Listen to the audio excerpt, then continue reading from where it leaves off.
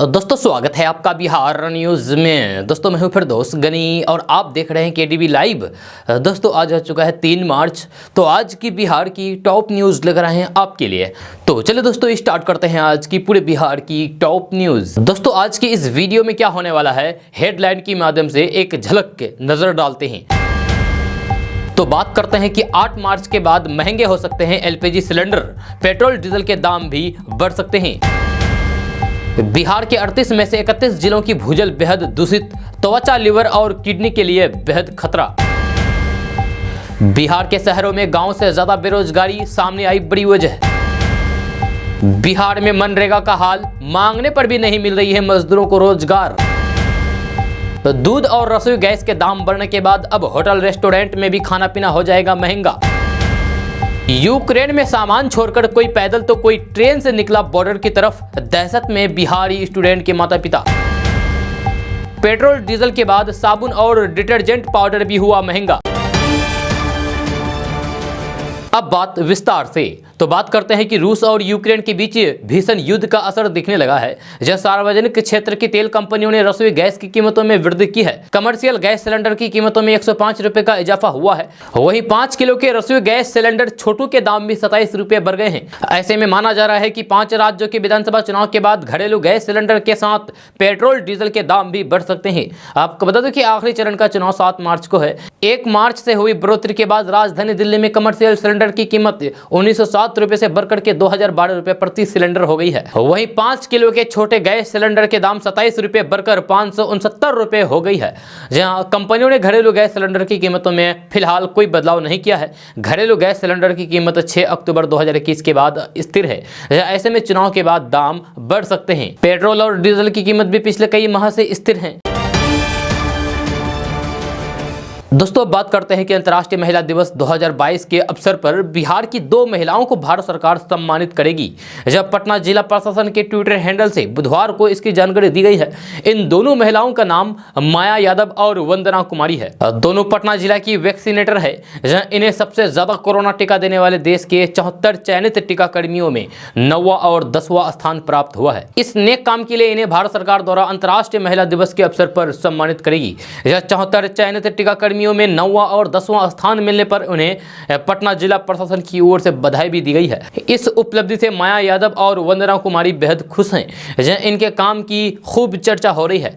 आपको बता दूं कि बिहार सरकार लगातार कोरोना संक्रमण के टीकाकरण पर जोर देने का दावा करती आई है। वहीं लोगों से स्वास्थ्य विभाग अपील भी करती रही है कि लोग कोरोना का टीका अवश्य लगाएं। वहीं दूसरी ओर बिहार में लगाए गए कोरोना के वैक्सीन भी कम हो रहे हैं। वहीं दूसरी ओर बिहार में लगातार कोरोना के केस भी कम हो रहे हैं। जहां राजधानी पटना, गोपालगंज, मधुबनी, मधेपुरा समेत कई ऐसे जिले हैं जहां से हर दिन नए मरीज मिल रहे हैं। कल आई रिपोर्ट्स के अनुसार बांका में 1, भागलपुर में 1, ईस्ट चंपारण में 1, गोपालगंज में 2, मधेपुरा में 1, मधुबनी में 1, मुंगेर में 1, मुजफ्फरपुर में 1, पटना में 14, रोहतास में 1, सहरसा में 1, समस्तीपुर में 2, सारण में 1, सीतामढ़ी में 1, सुपौल में 1 और वेस्ट चंपारण में 2 नए मामले सामने आए हैं।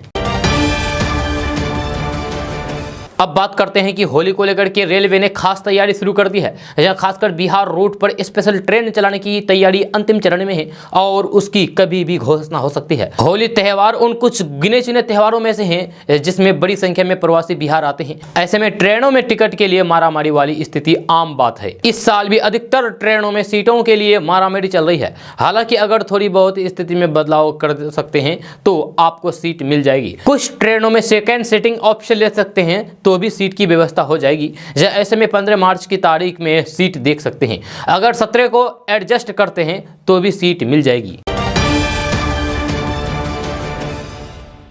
अब बात करते हैं कि प्रधानमंत्री किसान सम्मान निधि योजना के लाभुकों के लिए बेहद जरूरी खबर है। 31 मार्च से पहले उन्हें हर हाल में नो योर कस्टमर वेरिफिकेशन यानी कि KYC करना होगा। प्रधानमंत्री किसान सम्मान निधि योजना के लाभुकों के लिए ये बेहद जरूरी खबर है। 31 मार्च से पहले उन्हें हर हाल में KYC कराना होगा। अगर 31 मार्च तक आपने KYC नहीं कराया है तो फिर आपको अगली किस्त नहीं मिलेगी। जी हाँ, पीएम किसान सम्मान निधि योजना के लाभुक गाँव के वसुधा केंद्र यानी कि कॉमन सर्विस सेंटर यानी कि CSC पर जाकर के ऑनलाइन आवेदन करवा सकते हैं। साथ ही साथ आप इसे अपने घर पर भी एंड्रॉयड फोन से अपडेट कर सकते हैं। इसके लिए किसी भी तरह का चार्ज नहीं लिया जा रहा है। आप अपने घर पर भी KYC कर सकते हैं। इसके लिए सबसे पहले आपको किसान सम्मान निधि की वेबसाइट पर जाना होगा। इसके बाद अपना आधार नंबर डालना होगा, साथ ही इसमें मोबाइल नंबर भी देना होगा जो आधार से लिंक हो। जहां फॉर्म सबमिट करने पर आपके मोबाइल पर एक OTP आएगा। इस OTP को डालने के बाद पंच सबमिट करना होगा। उसके बाद फिर आपका KYC हो जाएगा। दोस्तों बात करते हैं कि बिहार के मौसम में अब गर्माहट नजर आने लगी है। जब बिहार के कई जिलों में अब धीरे धीरे तापमान बढ़ रहा है। हालांकि अब भी बिहार में पछुआ हवा का प्रभाव लगातार बना हुआ है, जिसके कारण सुबह शाम कुछ ठंड महसूस होती है। वहीं दिन के समय धूप से लोग बचने की कोशिश करने लगते हैं। जब मौसम विभाग के अनुसार अगले कुछ दिन तक यही स्थिति बनी रहेगी। जब बात अगर बीते 24 घंटे की करें तो फिर इस दौरान बिहार के अधिकतम तापमान 28.1 तो न्यूनतम तापमान 13.5 डिग्री सेल्सियस के आसपास दर्ज किया गया है। जब मौसम के तापमान में बदलाव होली के आसपास नजर आएगा। जब मौसम विज्ञान केंद्र के निदेशक विवेक सिन्हा ने बताया है कि होली पर उत्तर बिहार में अधिकतम तापमान 32 से 34 डिग्री, दक्षिण में 34 से 36 डिग्री और उत्तर पूर्व में 28 से 30 डिग्री सेल्सियस अधिकतम रहने का पूर्वानुमान जताया गया है। ऐसे में होली में रंगों के साथ तापमान में वृद्धि के कारण पसीने छूटना तय माना जा रहा है। मौसम विभाग के अनुसार अगले 24 घंटे में मौसम शुष्क रहेगा। इस दौरान हल्के बादल छाए रह सकते हैं, लेकिन फिलहाल बारिश की कोई भी संभावना नहीं है, यानी कि बारिश नहीं होगी। इस मौसम में स्वास्थ्य पर विशेष ध्यान रखने की जरूरत है, क्योंकि दिन में गर्मी और सुबह शाम की ठंड परेशान कर सकती है। अब बात करते हैं कि जेल से हाल ही में बाहर आए मामा ने क्रिकेट खेल रहे अपने ही भांजे को गोली मार दी। जहां आनन फानन में घायल किशोर को परिजन अस्पताल लेकर भागे। स्थानीय PHC में प्राथमिक इलाज के बाद डॉक्टरों ने उसे पूर्णिया रेफर कर दिया। फिलहाल गोली किशोर के शरीर से नहीं निकल पाई है। घटना की सूचना मिलते ही मौके पर पहुंची पुलिस मामले की छानबीन में जुट गई है। गोली लगने से घायल लड़के की पहचान अररिया के फॉरबिसगंज के रमी गांव निवासी अमित झा के रूप में की गई है। बताया जा रहा है कि बच्चा क्रिकेट खेल रहा था। इसी दौरान मामा धीरज झा कहीं से आया और अपने 12 वर्षीय भांजे अमित झा पर गोली चला दी। गोली अमित के कंधे पर जा लगी। आनंद फानन में परिजन उसे अररिया के फॉरबिसगंज अनुमंडल अस्पताल में लेकर पहुंचे, जहां प्राथमिक उपचार करने के बाद डॉक्टरों ने उसे पूर्णिया रेफर कर दिया। स्थानीय लोगों का आरोप है कि बच्चे के मामा ने जानबूझ करके उसे गोली मारी है। हालांकि बच्चे के परिजनों ने बताया है कि पिस्तौल चेक करने के दौरान गलती से गोली चल गई, जो अमित को जा लगी। दोस्तों बात करते हैं कि कोरोना के ओमिक्रॉन वेरिएंट के बाद प्रतिबंधों में ढील दी गई, जहां उपभोक्ता मोबिलिटी में सुधार आया। इससे रेस्टोरेंट, कैफे और फास्ट फूड संचालकों को मार्च महीने में बेहतर रिकवरी की उम्मीद दिखने लगी, लेकिन इस उम्मीद को महंगाई का झटका लगा है। जी हां, 1 मार्च 2022 को दूध महंगा हो गया, कमर्शियल गैस सिलेंडर के दाम बढ़ गए और खाद्य तेल की कीमतों में भी इजाफा हो गया। 2 रुपये प्रति लीटर दूध महंगा हुआ तो अन्य डेयरी प्रोडक्ट के भी दाम बढ़ा दिए। आपको बता दें कि रूस यूक्रेन के बीच छिड़ी जंग से खाने का तेल भी पिछले 1 हफ्ते में महंगा हो गया है, जब बात अभी खत्म नहीं हुई है। इंडियन ऑयल कॉर्पोरेशन ने भी कॉमर्शियल गैस सिलेंडर की कीमतों में बड़ा इजाफा करके रिकवरी की उम्मीद को धुएं में बदल दिया। 19 किलो वाले कमर्शियल गैस सिलेंडर की कीमत में 105 रुपए की बढ़ोतरी दर्ज की। इधर दूध, तेल, गैस सबके दाम बढ़ने से अब रेस्टोरेंट, कैफे और फास्ट फूड संचालकों पर भी दाम बढ़ाने का दबाव बढ़ गया है। यानी कि अब सड़क किनारे किसी भी पटरी पर खड़े होकर के चाय पीना या फिर समोसे पकौड़े के चटखारे लेना से लेकर के रेस्टोरेंट और होटल में स्वादिष्ट खाने पर अब आपको पहले के मुकाबले ज्यादा कीमत चुकानी पड़ सकती है। हालांकि राहत की बात यह है कि IOCL ने घरेलू गैस सिलेंडर की कीमत में कोई भी इजाफा नहीं किया है, जब कोई भी बदलाव नहीं किया है। महंगाई की ये आग यही नहीं रुकने वाली है। जब क्रूड ऑयल के $100 के ऊपर निकल जाने से पेट्रोलियम कंपनियों का घाटा भी बढ़ता जा रहा है। 7 मार्च के बाद कभी भी पेट्रोल, डीजल की कीमत में बड़ी बढ़ोतरी हो सकती है, जिससे महंगाई की ये आग और भड़केगी। दोस्तों बात करते हैं कि देश में बेरोजगारी तेजी से बढ़ रही है। जनवरी की तुलना फरवरी में देश भर में रोजगार के अवसर कम हुए हैं। इसका असर बिहार पर भी पड़ा है। बिहार के शहरों में गांव से ज्यादा बेरोजगारी है। Centre for monitoring of Indian economy यानी कि CMI DFEE के फरवरी महीने के ताज़ा आंकड़े के अनुसार यह खुलासा होता है।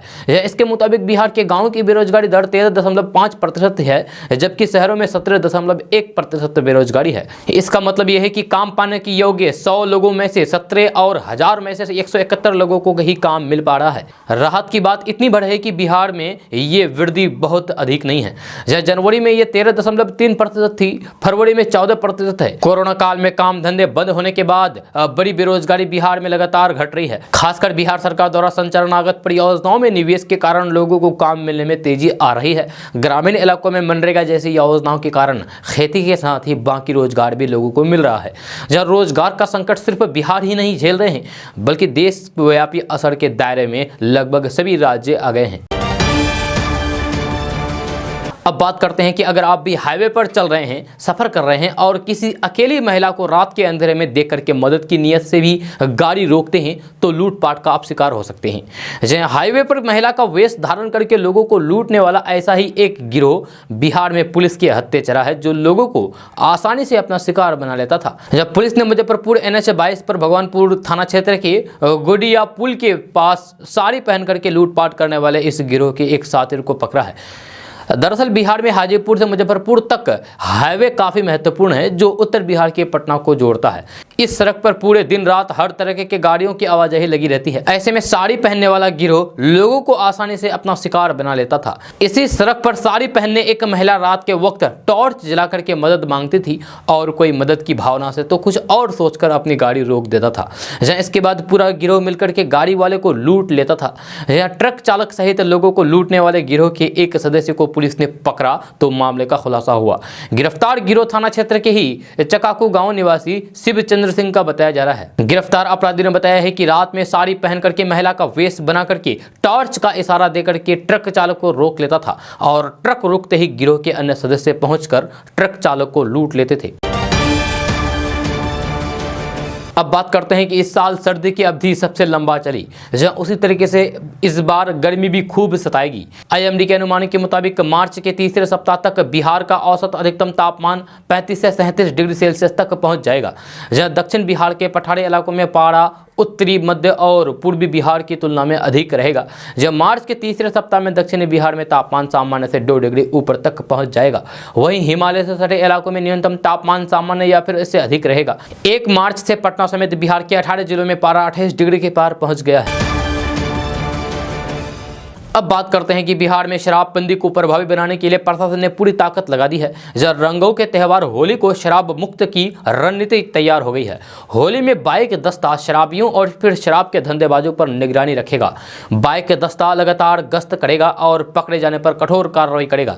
उत्पाद आयुक्त बी कार्ते धनजी ने उत्पाद अधीक्षकों को ये निर्देश दिए हैं, जहाँ हर 50 किलोमीटर पर बाइक से गश्त करने के लिए कहा है। जहाँ इसके अलावा रात में भी ड्रोन की मदद से 11 इलाकों में छापेमारी की जाएगी। उत्पाद आयुक्त ने शराब के अवैध अड्डे लगाने वाले की सूची बनाने के लिए कहा है, जहां इन्हें गिरफ्तार करके जेल भी भेजा जाएगा। अब बात करते हैं कि बिहार की राजधानी पटना से बड़ी खबर सामने आ रही है। जब बिहार के पटना, पूर्णिया, दरभंगा समेत बिहार के सभी जिलों में ड्राइविंग लाइसेंस के लिए आपको ट्रैक पर टेस्ट देना होगा।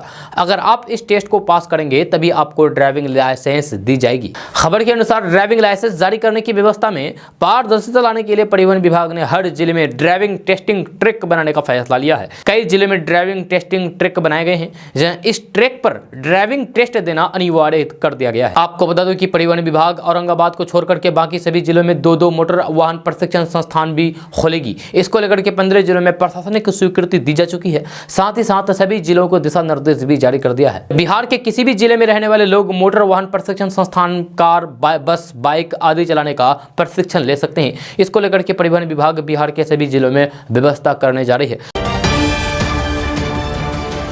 अब बात करते हैं कि बिहार में रहने वाले लोगों के लिए अच्छी खबर सामने आ रही है। ताज़ा रिपोर्ट्स के मुताबिक नीतीश सरकार बिहार के पटना, पूर्णिया, भागलपुर समेत कई जिलों की सड़कों को चकाचक करने वाली है। इसकी जानकारी बजट सत्र के दौरान दी गई है। खबर के अनुसार बिहार में गांव से लेकर के शहर तक की सड़कों के निर्माण और फिर मरम्मत के लिए इस साल यानी कि 2022-23 में करीब 16,430 करोड़ रुपए के दिए जाएंगे। इस पैसे से सड़कों की मरम्मत की जाएगी तथा कई जिलों में पुल, बाईपास का निर्माण किया जाएगा। सबसे बड़ी बात यह है कि सरकार गाँव की सड़कों को मरम्मत करने तथा गाँव में में नई सड़क को बनाने के लिए करीब 10,611 करोड़ रुपए खर्च करेगी। सरकार ने प्रधानमंत्री ग्राम सड़क योजना के तहत 2500 किलोमीटर लंबाई में ग्रामीण पथों का निर्माण कराने का लक्ष्य रखा है। अब बात करते हैं कि बिहार में हेडमास्टर बनने की चाहत रखने वाले लोगों के लिए पटना से बड़ी खबर सामने आ रही है।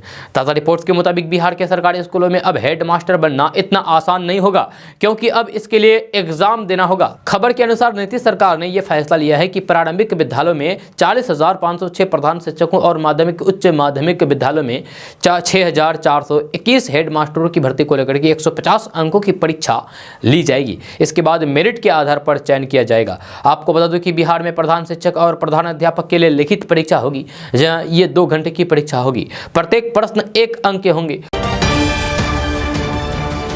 अब बात करते हैं कि दुनिया का सबसे प्राचीन यूनिवर्सिटी एक बार फिर से देश दुनिया में अपनी पहचान बना रहा है। जब केंद्र और राज्य सरकार की मदद से बिहार के नालंदा यूनिवर्सिटी का फिर से उद्धार किया जा रहा है, जो बिहार के साथ साथ देश के लिए गर्व का विषय है। ताज़ा रिपोर्ट्स के मुताबिक आज के समय में नालंदा यूनिवर्सिटी में 31 देशों के विद्यार्थी पढ़ाई कर रहे हैं।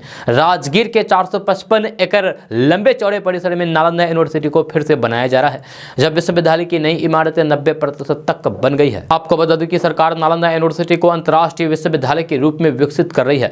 आने वाले समय में ये बिहार के साथ साथ भारत की नई पहचान का केंद्र बनेगा, जहां देश दुनिया के छात्र इस यूनिवर्सिटी में पढ़ाई करेंगे। कुलपति प्रोफेसर सुनैना सिंह ने जानकारी देते हुए बताया है कि अब तक विश्वविद्यालय निर्माण में 17 देशों का साथ मिला है। हमारे 80% छात्र विदेश के हैं।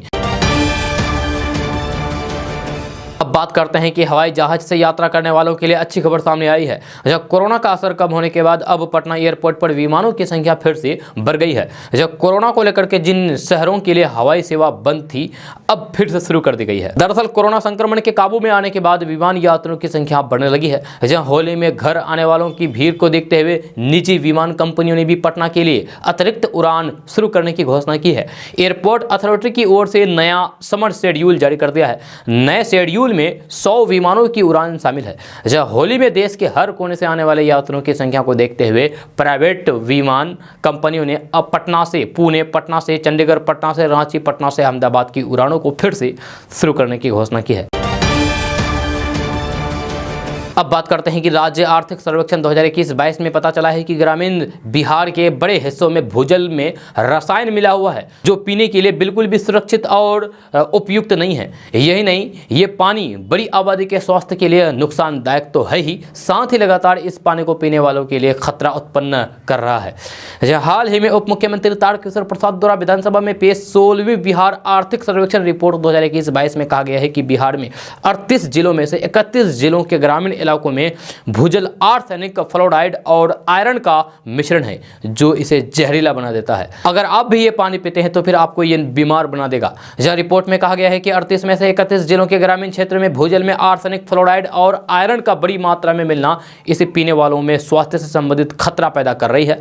जब 30,272 ग्रामीण वार्डों में भूजल में केमिकल कंटामिनेशन है। इसके साथ ही गंगा के किनारे स्थित 14 जिलों में कुल 4,742 ग्रामीण वार्ड विशेष रूप से आर्सेनिक कंटामिनेटेड यानी कि जहरीला हो चुका है। इसमें कहा गया है कि 11 जिलों के 3,791 ग्रामीण वार्डों में पेयजल स्रोत फ्लोराइड से प्रभावित है। कोसी बेसिन के 9 जिलों और फिर अन्य जिलों के कुछ क्षेत्रों में पानी में अतिरिक्त आयरन की उपस्थिति है। जी हां, दूषित पानी के सेवन से त्वचा, लिवर, किडनी और अन्य जल जनित रोग होते हैं। जब प्रभावित जिलों में बेगूसराय, भागलपुर, भोजपुर, बक्सर, दरभंगा, कटिहार, खगड़िया, लखीसराय, मुंगेर, समस्तीपुर, सारण, सीतामढ़ी, पटना, वैशाली, औरंगाबाद, बांका, भागलपुर, गया, जमुई और कैमूर, मुंगेर, नालंदा, रोहतास, शेखपुरा, नवादा और अररिया जिला शामिल है। यानी कि इन जिलों में पीने का पानी बिल्कुल जहरीला हो चुका है। अगर आप भी इन जिलों में रहते हैं और भूजल का इस्तेमाल करते हैं तो फिर मत कीजिए, नहीं तो फिर आपको बीमार बना सकता है। अब बात करते हैं कि यूक्रेन के खार्किव और इसके आसपास के शहरों में फंसे भारतीय छात्रों का एक एक दिन दहशत के साथ गुजर रहा है। जब पहले से ही कई परेशानियों से जूझ रहे छात्रों को अब यह सूचना मिली है कि एक भारतीय छात्र की वहां गोली लगने से मौत हो गई है। जहाँ इसके बाद तो वहां हरकंप मच गया। जहाँ इसके तुरंत बाद दूतावास से संदेश जारी किया गया है कि भारतीय छात्र तुरंत खाड़की छोड़ दें। जहाँ ऐसे में कई छात्र सारे सामान वहीं छोड़कर पैदल ही बॉर्डर की ओर निकल पड़े हैं। कई छात्र मंगलवार को ट्रेन से निकले। हालात यह है कि यूक्रेन के कई शहरों में कर्फ्यू लग चुका है, जहाँ देखते ही गोली मारने के आदेश दे दिए गए हैं। इसके बावजूद भी बिहारी छात्र वहां से निकलने की हर कोशिश कर रहे हैं। सीवान के नबीगंज के परौली निवासी डॉक्टर संजय सिंह की बेटी रिचा खाड़कीव में रहती है। उसने बताया है कि भारतीय छात्र की मौत के बाद वे लोग अपने रिस्क पर पश्चिमी यूक्रेन की तरफ निकल गए हैं। अब बात करते हैं कि बिहार में अगले महीने सरकारी स्कूलों में सरकार बम्पर भर्ती निकालने जा रही है। ये भर्तियां अप्रैल में लगभग 47,000 प्रधान शिक्षकों और प्रधान अध्यापकों के लिए निकाली जाएगी। सरकारी प्रारंभिक स्कूलों में 40,506 प्रधान शिक्षकों और माध्यमिक उच्च स्कूलों में 6,421 प्रधान अध्यापकों की भर्ती निकलेगी। इसके लिए विज्ञापन निकाला जाएगा और इस विज्ञापन का इंतजार बेसब्री से युवाओं को है।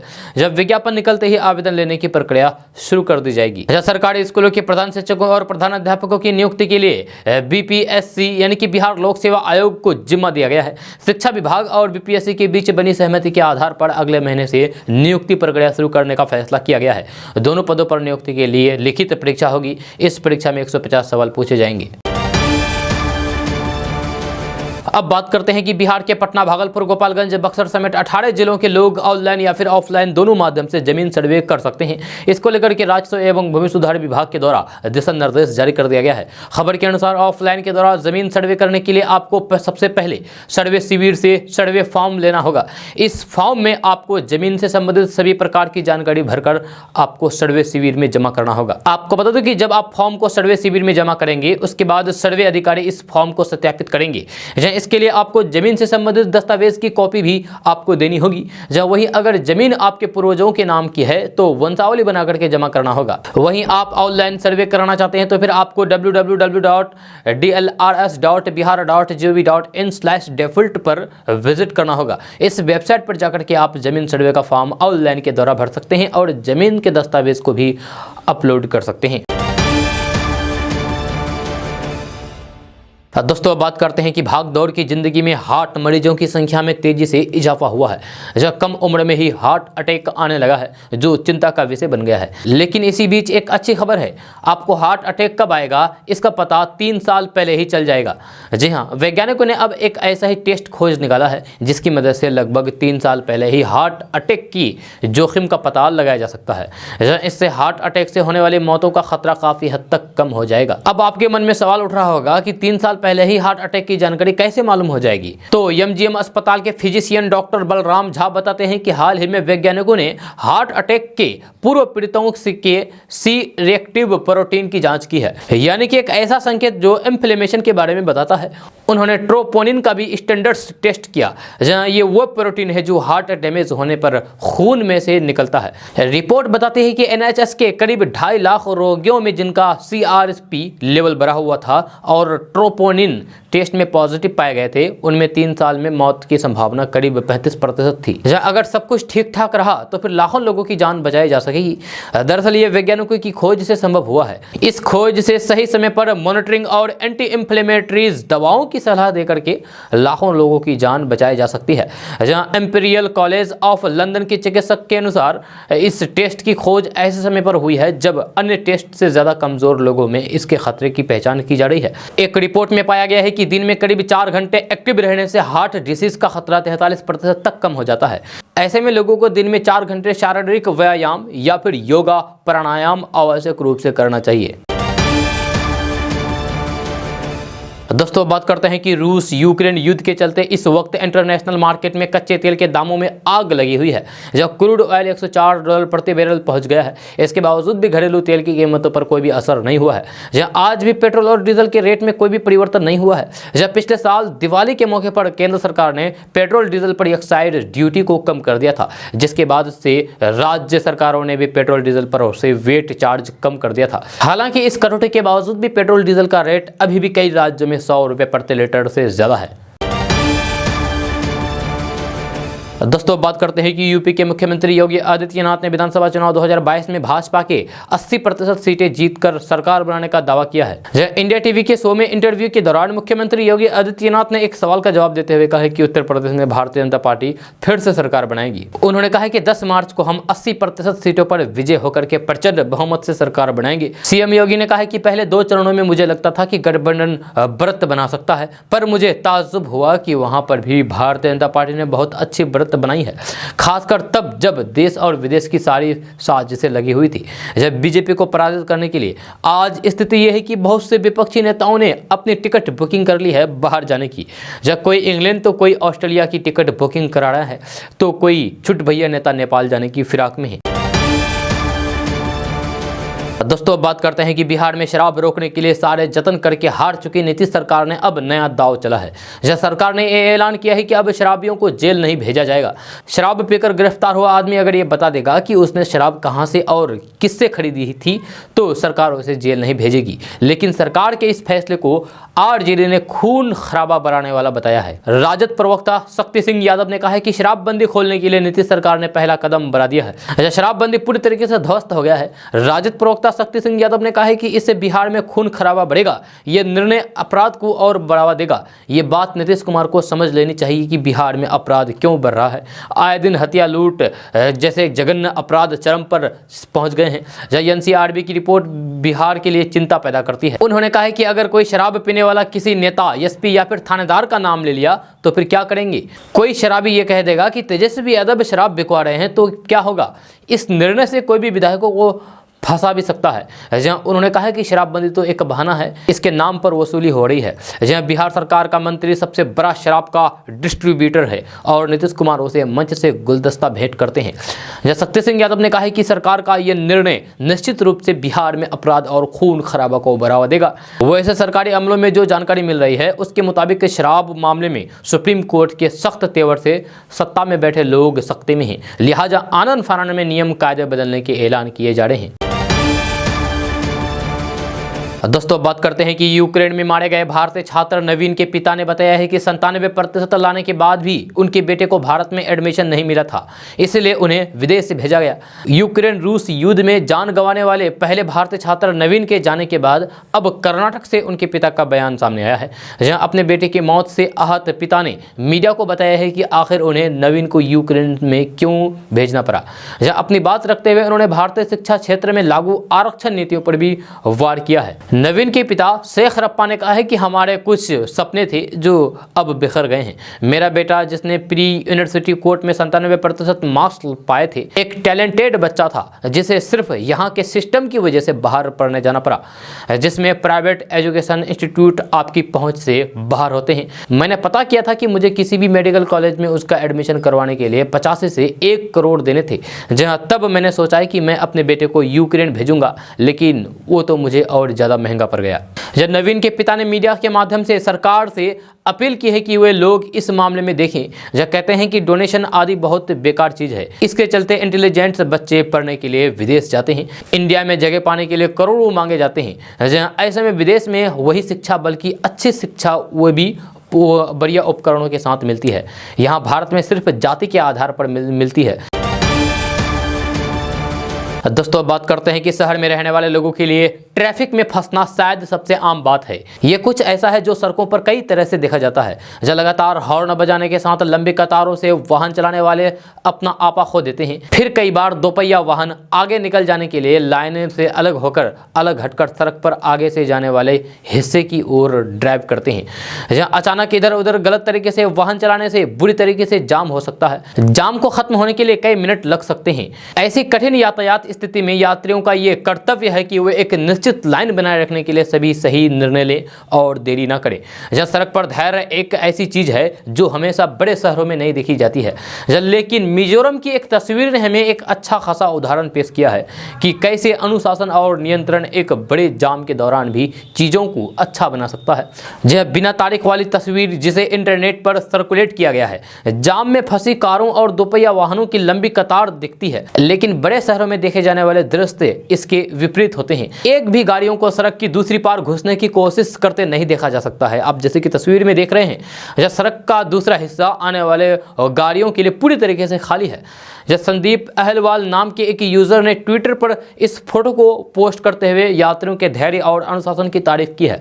उन्होंने लिखा है कि मैंने इस तरीके का अनुशासन केवल मिजोरम में देखा है, जब कोई फैंसी कार नहीं है, कोई बड़ा अहंकार नहीं है, कोई रोड रेंज नहीं है, कोई हॉकिंग नहीं है। दोस्तों, बात करते हैं कि बिहार में नीतीश सरकार की तरफ से लागू किए गए शराबबंदी कानून की वजह से न्यायपालिका पर लगातार दबाव की बात कही जा रही है। जब सुप्रीम कोर्ट तक इस मामले में संज्ञान ले चुका है। जहां एक तरफ शराबबंदी कानून लागू होने के बाद कोर्ट के ऊपर जहां वर्कलोड बढ़ा है, तो वहीं दूसरी तरफ बिहार में जजों की भारी किल्लत है। देश भर के जो आंकड़े सामने आए हैं वे बताते हैं कि बिहार के कोर्ट में सबसे ज्यादा पद खाली है। जब बिहार के बाद मध्य प्रदेश दूसरे नंबर पर है और उत्तर प्रदेश तीसरे नंबर पर है। रिपोर्ट्स के मुताबिक बिहार में 189, मध्य प्रदेश में 186 और उत्तर प्रदेश में 47 अदालतों में जज नहीं है। बिहार के अंदर अलग अलग जिलों में अगर जजों की कमी के आंकड़े पर नजर डालें तो भागलपुर में सबसे ज्यादा 10 कोर्ट ऐसे हैं जो खाली हैं। जहां इसके अलावा अररिया में 6, जमुई में 6, खगड़िया में 2 कोर्ट खाली हैं। इसके अलावा किशनगंज, बांका, सुपौल, मधेपुरा, मुंगेर और लखीसराय में भी कोर्ट जजों के बगैर है। ये आंकड़े ई कोर्ट मिशन मोड प्रोजेक्ट के लिए किए गए हैं और केवल पूर्वी बिहार के आंकड़े ही इस पर जारी किए गए हैं। जब बाकी जिलों की स्थिति के बारे में अलग से जानकारी उपलब्ध नहीं है। इतना ही नहीं, बिहार में सबसे ज्यादा कोर्ट बंद भी हुए हैं। जब बिहार में कुल 76 ऐसे कोर्ट हैं जिन्हें बंद कर दिया जा चुका है। जजों की कमी के कारण देश भर में 234 कोर्ट बंद किए गए हैं। इन अदालतों में 9000 से ज्यादा मामले चल रहे थे जिन्हें दूसरे कोर्ट में शिफ्ट किया गया है। दोस्तों, बात करते हैं कि बिहार में नीतीश सरकार भले ही भ्रष्टाचार को लेकर के जीरो टॉलरेंस की नीति पर काम करने का दावा करती हो, लेकिन विधान परिषद में आज सरकार की नीति की जमीनी हकीकत से सदस्यों ने वाकिफ करा दिया। दरअसल राजस्व एवं भूमि सुधार विभाग में गड़बड़ झाले को लेकर के विधान परिषद में आज सवाल किया गया। इस दौरान आरोप लगाया है कि भू अर्जन पदाधिकारी ने जमीन अधिग्रहण के एक मामले में असली जमीन मालिक की बजाय मिलीभगत करके किसी और को मुआवजे की राशि दिलवा दी। मंत्री रामसूरत राय ने इस मामले को दिखा देने का भरोसा भी दिया तो आरजेडी एमएलसी सुनील कुमार सिंह सदन में उठ खड़े हुए। आरजेडी एमएलसी सुनील कुमार सिंह ने सदन में यह खुलासा किया है कि नालंदा में उनकी एक जमीन को अधिग्रहित किया गया था। जब बार बार प्रयास करने के बावजूद भी 4 साल तक मुआवजे की राशि नहीं मिली तो फिर आखिरकार वह सचिव स्तर तक जा पहुंचे। जब बाद में सचिव को भू अर्जन पदाधिकारी को यह कहना पड़ा कि क्या वह इस मामले में रिश्वत की उम्मीद लगाए बैठे हैं। सुनील कुमार सिंह ने यह खुलासा किया है कि बिहार के अंदर जमीन से जुड़ा कोई भी काम बगैर रिश्वत के नहीं होता है। इस मामले पर उन्होंने सरकार से संज्ञान लेने और फिर ऐसे भ्रष्ट अधिकारियों के ऊपर कार्रवाई करने की जरूरत बताई है। आरजेडी एमएलसी के बाद कई अन्य सदस्यों ने भी राजस्व एवं भूमि सुधार विभाग से जुड़े अधिकारियों और फिर उनकी कार्यशैली को लेकर के सवाल खड़े किए हैं। सबने इस बात को लेकर चिंता जताई है कि बिहार में इस विभाग के अधिकारी रिश्वत के फिराक में रहते हैं। इसके बाद मंत्री ने एक बार फिर से सदन में भरोसा दिलाया है कि दोषी अधिकारियों को चिन्हित करके पहले कार्रवाई की गई और आगे भी की जाएगी। दोस्तों, बात करते हैं कि यूक्रेन में वार की स्थिति के बीच भारतीय छात्रों की वतन वापसी शुरू हो गई है। छात्रों को लाने के लिए भारत सरकार द्वारा यूक्रेन के पड़ोसी देशों के रास्ते भारतीय छात्रों को लाया जा रहा है। इस बीच पूर्णिया जिला की अभी तक 47 छात्रों की सूची पूर्णिया जिला प्रशासन को सौंपी गई है, जिसमें कल तक 17 छात्रों की सूची थी, जिसमें एक छात्र आज विमान से भारत पहुंच चुका है, जबकि 16 छात्र अभी भी संपर्क में है। कुछ छात्र यूक्रेन को छोड़ चुके हैं तो कुछ यूक्रेन में ही फंसे हुए हैं। जब पूर्णिया के जिलाधिकारी राहुल कुमार ने बताया है कि आज 30 छात्रों की सूची जिला प्रशासन के पास पहुंची है, जिसका सत्यापन करके उनसे संपर्क साधा जाएगा और घर तक लाने की तैयारी की जाएगी। जब पूर्णिया के जिला पदाधिकारी राहुल कुमार ने आज छात्रों के अभिभावकों के साथ बैठक की और सरकार के गाइडलाइंस की जानकारी दी। दोस्तों, बात करते हैं कि अभी तक पेट्रोल, डीजल और खाद्य तेलों की महंगाई तो झेल ही रहे थे, अब तो कपड़ों की धुलाई और नहाने का खर्च भी बढ़ गया है। जब 3 महीने में साबुन और डिटर्जेंट पाउडर के दाम 25% बढ़ गए हैं। जब किसी कंपनी ने दाम ना बढ़ा करके वजन कम कर दिया तो फिर किसी ने सीधे दाम बढ़ा दिए हैं। जब नवंबर 2021 में लगातार साबुन और डिटर्जेंट पाउडर के दामों में बढ़ने से घर का बजट बिगड़ गया है। नवंबर से दिसंबर तक 7 से 13% तक इनके दाम बढ़े हैं और नया साल शुरू होने के बाद से अब तक 25% महंगाई बढ़ गई है। जहां आम आदमी का घर चलाना मुश्किल होता जा रहा है, पैकेट बंद साबुन और डिटर्जेंट पाउडर पर महंगाई आई है। जहां शहर में थोक दुकानदार की माने तो साबुन में इस्तेमाल होने वाले केमिकल की महंगाई से अलग अलग कंपनियों के साबुन भी महंगे हुए हैं। जिस साबुन की पैक की कीमत अब से 3 महीने पहले 215 रुपये थी, अब 260 रुपये है। जहां सिर्फ एक्सल का डिटर्जेंट पाउडर 185 से बढ़कर के 218 रुपये हो गए हैं। जहां कई कंपनियों ने दाम वही रखे हैं लेकिन वजन कम करके महंगाई बढ़ा दी है। 50 ग्राम तक की कटौती डिटर्जेंट पाउडर पर की है तो वही साबुन का वजन भी कम हो गए हैं। जहां घड़ी का साबुन पहले 200 ग्राम का मिलता था, अब 150 ग्राम का मिलता है। जहां कीमत तो वही 10 रुपये है बल्कि वजन घटा दिए हैं। इसी तरीके से दूसरे कंपनियों के दाम वही हैं और वजन कम कर दिया गया है। एक किराना दुकानदार ने बताया है कि कंपनियों ने साबुन और डिटर्जेंट पाउडर के दाम बढ़ाए हैं। जब ग्राहक भी खरीदारी करने आते हैं तो चौंकते हैं, लेकिन हमें ऊपर से महंगा मिलता है तो उसी हिसाब से हम बेचते हैं। दोस्तों बात करते हैं कि बिहार विधानमंडल के बजट सत्र के दौरान विधानसभा में राज्यपाल के अभिभाषण के ऊपर लाए गए धन्यवाद प्रस्ताव पर चर्चा हुआ। जहां ये कल चर्चा हुआ। धन्यवाद प्रस्ताव के दौरान नेता प्रतिपक्ष तेजस्वी यादव ने संबोधन किया। जहां तेजस्वी यादव ने राज्यपाल के अभिभाषण को सरकार की तरफ से दिया गया झूठ का पुलिंदा करार दिया। तेजस्वी यादव ने कहा है कि राज्यपाल का अभिभाषण पिछले 4 सालों में थोड़ा भी नहीं बदला है। हर साल एक ही मजमून में आंकड़ों को बदल करके राज्यपाल के अभिभाषण के तौर पर सामने रख दिया जाता है। राज्यपाल खुद भी इस हकीकत को समझ रहे हैं और यही वजह है कि वह अभिभाषण के दौरान विपक्षी सदस्यों के हंगामे पर मुस्कुराते रहे हैं। नेता प्रतिपक्ष तेजस्वी यादव ने विधानसभा में मुल्ला नसीरुद्दीन की कहानी सुनाई। मुल्ला नसीरुद्दीन और उनकी बेगम के गोश्त बनाने का किस्सा सुनाते हुए तेजस्वी यादव ने कहा कि बिहार में विकास का जो दावा किया जा रहा है वह नीति आयोग की रिपोर्ट से मेल नहीं खाता है। और अगर नीति आयोग की रिपोर्ट बिहार को फिसड्डी बता रही है तो फिर नीतीश सरकार की तरफ से किए गए विकास के दावे सही नहीं हो सकते हैं। तेजस्वी यादव ने कहा कि दोनों दावे एक साथ सही नहीं हो सकते हैं और ये बात सबको समझना चाहिए। तेजस्वी यादव ने कहा कि बिहार सरकार बगैर किसी तालमेल के चल रही है। विकास के जो दावे किए जा रहे हैं वे केवल कागजों पर नजर आते हैं जबकि जमीन पर कोई काम नहीं दिखता है। बिहार आज भी देश के अंदर विकास के पैमाने पर काफी पिछड़ा हुआ है। दोस्तों बात करते हैं कि बिहार विधानमंडल के बजट सत्र का आज चौथा दिन है। सदन के तीसरे दिन यानी कि कल बिहार में कॉन्ट्रैक्ट के भुगतान में घोटाले का मामला सामने आया है। आरजेडी के भाई वीरेंद्र ने सदन में कॉन्ट्रैक्ट का मुद्दा उठाया। आरजेडी के विधायक भाई वीरेंद्र का कहना है कि 1832 कॉन्ट्रैक्ट को बिना जीएसटी काटे हुए भुगतान कर दिया गया, जिसके जवाब में सरकार की ओर से कहा गया है कि जांच करवाएंगे। सदन में भाई वीरेंद्र ने कहा है कि ग्रामीण कार्य विभाग के कॉन्ट्रैक्टरों के भुगतानों में गड़बड़ी किया जा रहा है। बिना जीएसटी काटे बिहार के 1832 कॉन्ट्रैक्टर का भुगतान कर दिया गया है। उन्होंने कहा है कि ग्रामीण कार्य विभाग के निकासी और व्ययन पदाधिकारी नियमों का पालन किए बिना भुगतान कर रहे हैं। अधिकारियों की मिली भगत से जीएसटी के भुगतान में घोटाला किया जा रहा है। यह सरकार की ओर से इसका जवाब देते हुए कहा गया है कि इनका यानी कि 1% राज्य जीएसटी और 1% केंद्र जीएसटी कटौती के बाद ही भुगतान किया जा रहा है। बाकी जीएसटी वाणिज्य कर विभाग की ओर से किया जाता है। बाद में मंत्री विजय कुमार चौधरी ने कहा है कि लिस्ट मिलने पर ऐसे इंजीनियर की जांच की जाएगी जिनका भुगतान बिना जीएसटी काटे हुआ है। दोस्तों आज का न्यूज़ बस यहाँ तक। कैसा लगा जरूर अपना सुझाव दीजिएगा नीचे कमेंट बॉक्स में कमेंट करके। अगर आप नए आए हैं इस चैनल पर तो फिर चैनल को सब्सक्राइब करके बेल आइकन को भी प्रेस कर दीजिए और साथ में वीडियो को लाइक कर दीजिए, अपने दोस्तों के साथ शेयर भी कीजिए। तो चलिए दोस्तों फिर मिलते हैं नेक्स्ट वीडियो में, तब तक के लिए जय हिंद जय बिहार।